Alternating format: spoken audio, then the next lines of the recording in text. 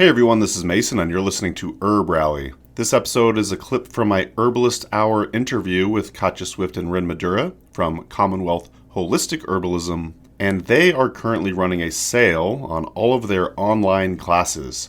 You can get 20% off any of their classes by using coupon code LAVENDER at checkout. To learn more and register, simply click on the link at the tippy top of today's podcast show notes. This sale will end at the end of July 2024, so if you've been mulling over taking a class with Katja and Rin, now is the time to register. They've got super short and inexpensive classes all the way to full-on clinical herbal mentorship courses. So I highly recommend you check them out by clicking on the link at the top of today's podcast show notes. Sale ends July 31st, 2024, and don't forget to use coupon code LAVENDER at checkout to save 20% on all of their courses. That's coupon code LAVENDER. And last but not least, if you've been enjoying the podcast, pretty please leave us some sort of written review in Apple Podcasts, Spotify, or wherever you happen to listen. We always enjoy reading them, and it always brings a smile to my face. We really appreciate it. All right, enough of my yammering. Enjoy today's episode with Katja and Rin, and I'll talk to you very, very soon.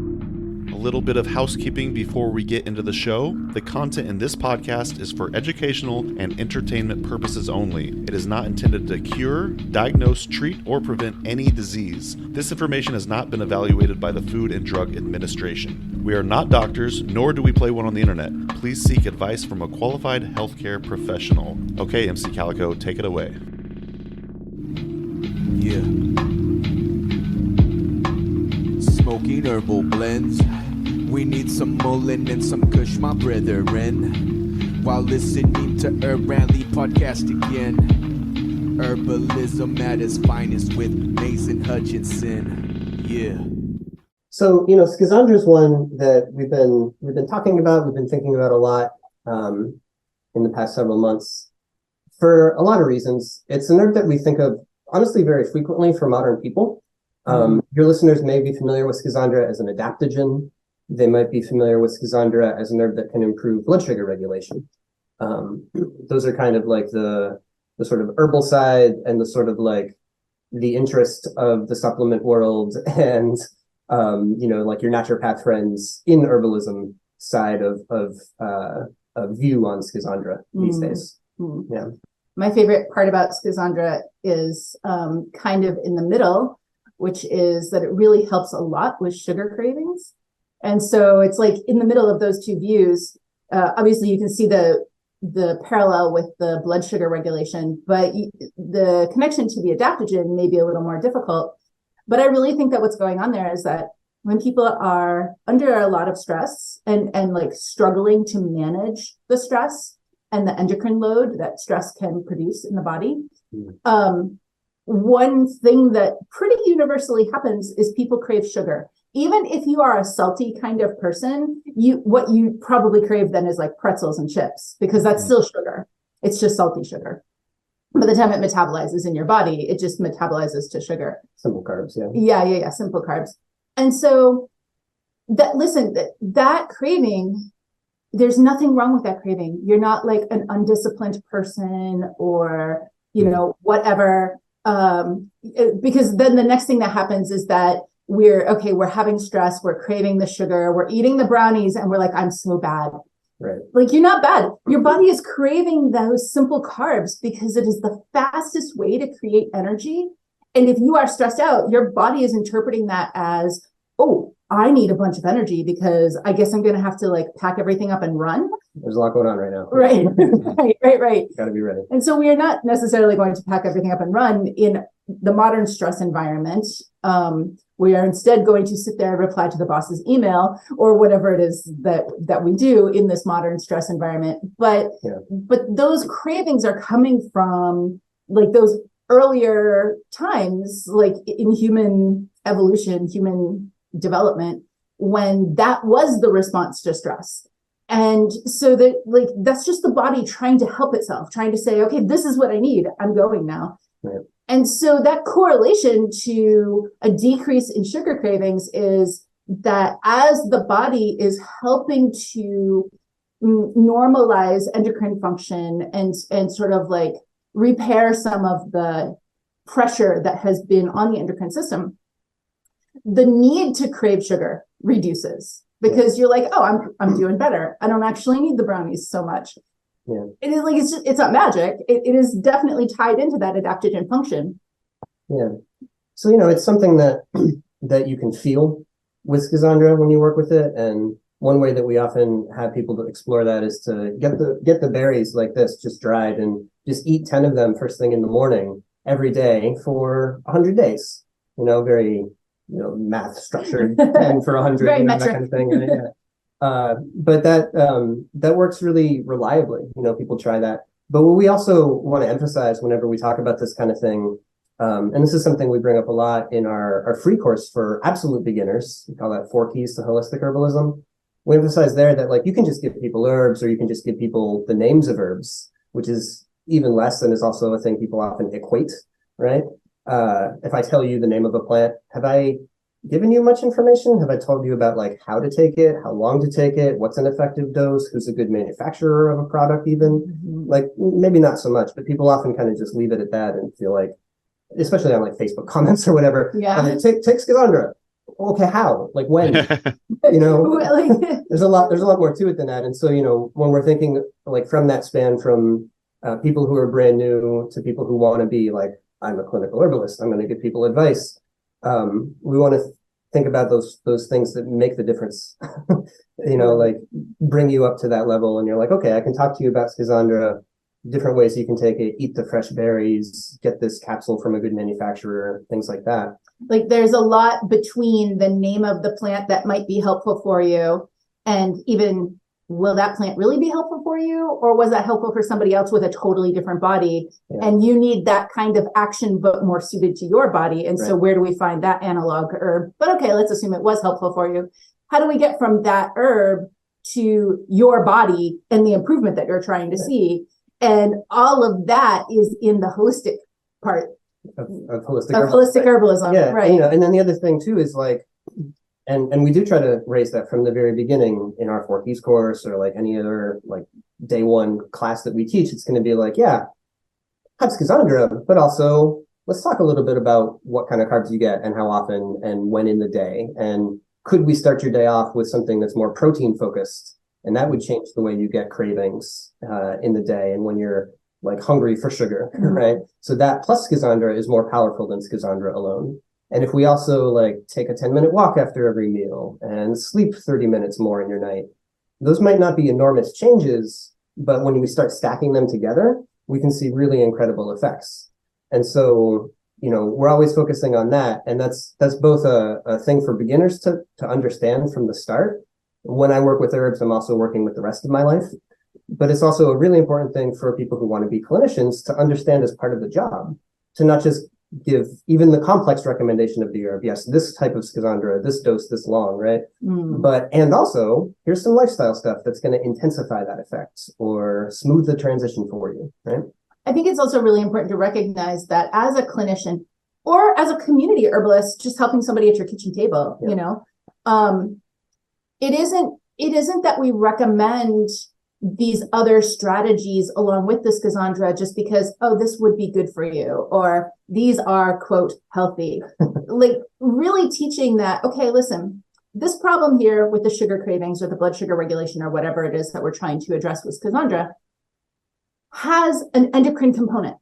And Schisandra is going to help bring that into balance and reduce the pressure on the endocrine system. But there are other things that we can do to reduce that pressure as well. And so when we shift to like less carb, more protein in the morning, this is how that strategy is going to impact your hormonal cascade and assist with the work that the Schisandra is trying to do. And if you take a short walk, 10 minutes twice a day, that will impact your hormonal cascade in this specific way, which will assist the work that Schisandra is trying to do. Right. And so really being able to, first off, understand how all of this weaves together, but then as you advance, to teach that to the people that you're trying to help at whatever level you're trying to help them. Right. And to do that differently for each of the different people who shows up for you, right? Because some people want, 6 pages of citations, and other people want a story of your own experience. or, like an archetypal elemental sort of image of what this herb is doing in their body and how that fits in with the archetypal elemental aspects of daily lifestyle changes, because those are there too, right? Those aren't just restricted to our plants and our flower essences and crystals and stuff like that, right? They're in everything too. You see, dear listener, this is how much information they could pack in like 5 minutes right there. So again, go and subscribe to the Holistic Herbalism podcast. Thanks for all that. Just a couple comments. Right when, Rin, I want to say you said chewing on the raw berry, or not the raw, but like the dried berry. By the way, I've always said Schisandra. You're in the Schisandra camp though. Do I need to change? I am, yeah. I think you go back and forth though. Okay. I do. Yeah. A lot of times students ask us, like, what is the proper Latin pronunciation of the words and whatever. And as a person who used to teach high school Latin, I can tell you that, like, I feel like I have some authority to say, just don't say calendula. And literally all blasphemy. Calendula. Honestly, even if somebody says calendula, that's just an indication that you've never heard someone say it before. You've only read it and studied it. And if you've read it and studied it, that is amazing and fantastic and honorable. And if you do say calendula, fine. That's not a problem. I still say pecans. I mean, Okay. Come on, they're pecans. It's just like that, Also, some of these names are really fun. Like, I always say Silybum marianum because why wouldn't you? Or there is a native species of plantain, which is Plantago rugelii. I think most people say rugelii, but why would you say that when you could say rugelii and imagine this plant with googly eyes on it? Right. Have a little fun with the Latin. I appreciate that. And they're just going to change the Latin names in a few years anyways. So, but I did want to say, right when you said chewing on the berry, my mouth just started salivating, which means I'm already prepping to consume it, which I have none around me right now. But you were talking about the different methodologies of taking Schisandra, and I've always really enjoyed it as a tea. And I do notice the effects. Like, man, I'll have some Schisandra, and it really does have like this energizing effect. My constitution loves it. Do you have any take on, say, tea versus chewing on the berries versus tincture? Because when I would consume Schisandra tincture, I would almost notice nothing. Maybe I wasn't consuming enough, but yeah, that could be it. That happens sometimes. I do want to, before I answer that question, sure. I just want to say that your ability to hear Schisandra and conjure the flavor and the physical response, like imagining that's something that we want everybody to cultivate, and you can only do that through direct experience. So like when we're teaching, we're always like, we can talk to you all day and that's fun, but you got to get the actual herbs and put them in your mouth and on your skin and whatever, because that's where you're really going to learn that stuff, Right. Like, herbalism is not a multiple choice test. If all you do is learn all the words, but you don't have the physical experience, then you're like just the outline of an herbalist. You got to fill in that outline with the actual flavors, because there is an aspect of herbalism that is kind of like cooking. And if you can't kind of taste the things that you're trying to put together and formulate for someone, well, first off, your formula is probably going to taste really bad. Also, those flavors directly reflect the energetics. And so as you're thinking through the formula you want to build, and you're kind of tasting them in your mind, the same way that you taste an apple when you think about the fruit salad that you're going to make, or I don't know, whatever. Or like you're grilling a steak and you're like, oh yeah, this needs some garlic, because you can imagine that flavor and that's what you want for dinner that night. In that same way, as you're formulating and you're feeling those flavors, it's like, oh wait, no, the energetics of that flavor is wrong for this person. Like, I'm thinking about the Uva Ursi flavor, and then I'm like, oh wait, no, this is for Rin. Let's get something different. At least smooth it over. Yeah. Right. absolutely. Schisandra, I when I think of different ways to take it, one that jumps out to me is infused wine. And we've had a habit for a lot of years to have a kind of a cycle of making some infused wines, and one of my favorites is, I call it red over white, because you start with a white wine, usually kind of a sweet one is what I go, not like Riesling sweet, but a little in that direction. But then you put in I usually go with like elderberry and some goji berry, some rose hips, some hibiscus calyx, and then some schizandra berry as well. And you let them macerate in there for a while, and it looks like red wine, right? Like it really like red wine. It gets all those anthocyanins and the pigments and the colors in there, and it gets really dark. And then you drink it, and it's like a refined version of drinking a Starburst candy.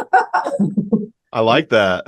It's like sour, fruity, kind of complex, but yeah, it's really, really good. And Schizandra is great that way, or we've infused it straight into like bold red wines. Yeah, I prefer it in a red. Mm-hmm. I have found tincture to be really effective. But I do take fairly high doses of tincture, just sort of categorically. Yeah, your dose is more like a swig than a swig. I don't bother with a dropper. I take a little mouthful. But I have found that to be super effective and to have like a direct impact on sugar cravings. And I feel like, with so many different herbs, there's like a sort of keystone effect that you feel really overtly that is like an indication of other effects that maybe you don't feel so directly. They're happening and they're important, but you don't have like a really good way to express that those things have happened. And I feel like the sugar craving thing is that keystone effect for Schizandra. It's really hard to say, oh, look, my endocrine glands feel more harmonized. I don't know. What does that feel like? What it feels like is that you're sleeping a little better and that you're maybe not getting as cranky in the day or like whatever. But sometimes it's hard to notice those things. Yeah. Maybe kind of cool down some. Right. But like, oh, hey, I didn't actually eat any cake today. Like you notice that, Sure. Yeah. So I do find that with the tincture, but I don't think it would be effective at like a half a dropper full. I think maybe like 3 droppers full. Yeah, depends on your body size and metabolic rate, lots of factors. But yeah, and that one, it's an adaptogen, right? So we can take these in larger doses. I think sometimes what happens is people get hit by the flavor punch, and they're like, "Yeah, I've had this is enough, 10 drops, I'm good." Yeah, right. And if you're working with Schizandra because you wanted to get some digestive stimulation, you don't need to have enormous doses. Right? True, one little berry will do that work for you. If, however, you are working with Schizandra because you wanted a really strong glucose regulation effect, like assisted effect there, but the flavor was a little too much for you, you could blend it with Tulsi, which also has a really good blood glucose level, like recovery rate improvement. That was an awkward sentence, but like it helps you get back to baseline in terms of blood glucose regulation. And the two of those together are pretty good. Yeah, I also like to take Schizandra, hawthorn, and goji, and then decoct those. And the sweetness and the much gentler sourness of the hawthorn, they kind of smooth over the spiky taste elements from the Schizandra when they've cooked down for a while. Yeah, that's a good preparation. You almost grow to love the flavor though. Over the years, I've really started to enjoy it, and like you said, you only need a little bit, but I didn't even need to have any Schisandra. All I had to do was think about it, and I already got the digestive juices flowing. That's a great tip about the infused wines. I haven't thought about infusing wines in a long time, but I remember a couple of years ago I would infuse Pinot Grigio with lemon balm. So just for the listener, I highly recommend trying that out. I'm gonna have to give your what did you call it? Red on white. That's a good call. Yeah, River White. Yeah, like the Susie and the Banshee song. Okay, I don't know that one, but and that's going to do it for today's episode. Thanks so much for listening to the HerbRally podcast. If you'd like to hear more from us here at HerbRally, we now have a text message community, believe it or not. Basically, it's just updates from us. We send about 1 to 7 texts per week, notifying you about new events, videos, courses, podcasts. You get the idea. It's pretty much like our email newsletter, just in text form. So if you'd like to receive text messages from HerbRally, just text JOIN, that's JOIN, to the number 541-256-2895. Again, that's JOIN to number 541-256-2895. And to stop receiving texts, that's easy too. Just text STOP to the same number. It'll opt you out immediately. Okay, thanks again for listening. Have a great rest of your day.